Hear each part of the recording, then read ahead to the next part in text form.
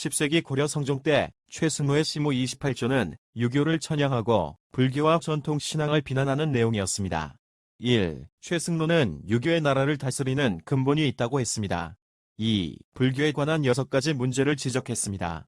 3. 연등회, 팔관회, 미심 등 전통신앙을 비난했습니다.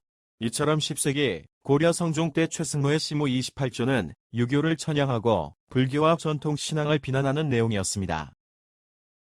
예, 그렇습니다. 10세기 고려 성종 때 최승로의 시모 28조는 유교를 찬양하고 불교와 전통 신앙을 비난하는 내용이었습니다.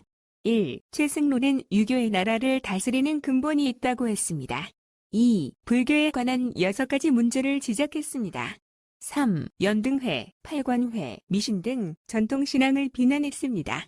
이처럼 10세기 고려 성종 때 최승로의 시모 28조는 유교를 찬양하고 불교와 전통 신앙을 비난하는 내용이었습니다.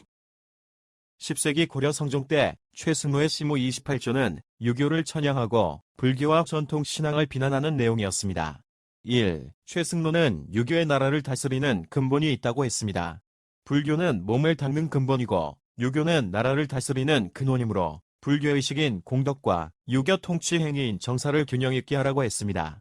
2. 불교에 관한 6가지 문제를 지적했습니다. 불교 공덕제를 왕이 직접 베풀지 말 것, 불교 사찰의 고리대업을 금지할 것, 승려 여처를 궁궐에서 내보낼 것, 승려가 역관에 유숙하는 것을 금지할 것, 불교 사찰을 마구 짓지 못하게 할 것, 불상의 금은을 입히지 못하게 할 것 등 6가지 불교에 대한 부정적인 문제가 개선되어야 한다고 주장했습니다. 3. 연등회, 팔관회, 미심 등 전통신앙을 비난했습니다.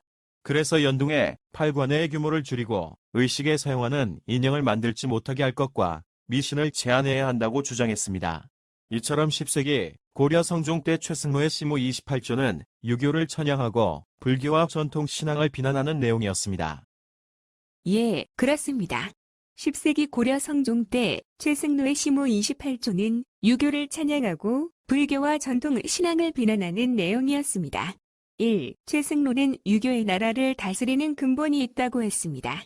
불교는 몸을 닦는 근본이고 유교는 나라를 다스리는 근원이므로 불교의식인 공덕과 유교 통치 행위인 정사를 균형 있게 하라고 했습니다. 2. 불교에 관한 6가지 문제를 지적했습니다.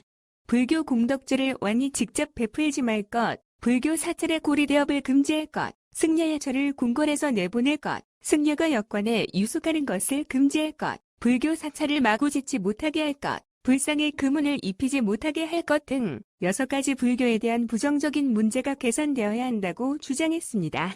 3. 연등회, 팔관회, 미신 등 전통신앙을 비난했습니다.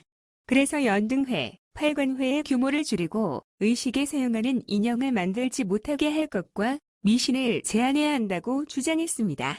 이처럼 10세기 고려 성종 때 최승로의 시모 28조는 유교를 찬양하고 불교와 전통 신앙을 비난하는 내용이었습니다.